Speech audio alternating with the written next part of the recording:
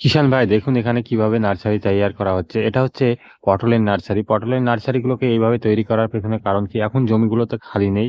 জমিতে কারো জমিতে আলু, কারো জমিতে রাই, সরিষা কিংবা আরো অন্যান্য ফসল রয়েছে, যার জন্য এইসব জমিতে এখন যদি আমরা ডাইরেক্ট পটলের লতি রোপণ করতে যাই তাহলে সমস্যায় পড়তে হয়।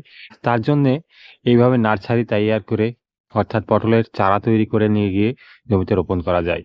তো এভাবে এখানে কি করা হয়েছে দেখুন, এখানে প্লাস্টিকের ক্যারিতে পটলের লতিগুলোকে চারানো হয়েছে। প্রথমে প্লাস্টিকের ক্যারিটা ভরে নেওয়া হয়েছে। ভরে নেওয়ার পরে এতে পটলের লতি, এই যে লতি দেখতে পাচ্ছেন, এই লতিগুলোকে ভিতরে রাখা হয়েছে। এই তো লতিগুলোকে কিভাবে রাখবেন, গোল করে দুই সাইড এইরকম ভাবে লতার দুই প্রান্ত আমাদেরকে বের করে রাখতে হবে। যদি বের করে না রাখি তাহলে সমস্যা হতে পারে।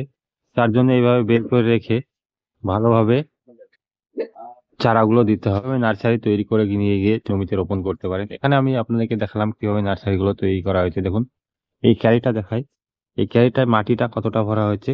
এটা মোটামুটি গলা পর্যন্ত, তলের দিকে মাটি রয়েছে, তার উপরে হচ্ছে এই এই যে এইটা দেখছেন লতাটা এইভাবে লাগানো হয়েছে।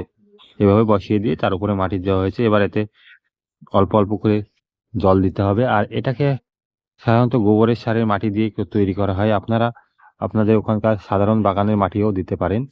এই নার্সারি তৈরি করতে তেমন কোনো মাটির পরিচর্যা করতে হয় না বললেই চলে। আপনারা নার্সারি তৈরি করে আপনারা জমিতে রোপণ করুন, দেখবেন আপনারা ভালো রেজাল্ট দেখতে পাবেন। তো ভিডিওটি কেমন লাগলো সেটা আমাকে কমেন্ট বক্সে লিখে জানাবেন। এই চ্যানেলে নতুন হলে চ্যানেলটিকে সাবস্ক্রাইব করে রাখবেন এমনই নতুন নতুন ভিডিও, কৃষি বিষয়ক ভিডিও পাওয়ার জন্য।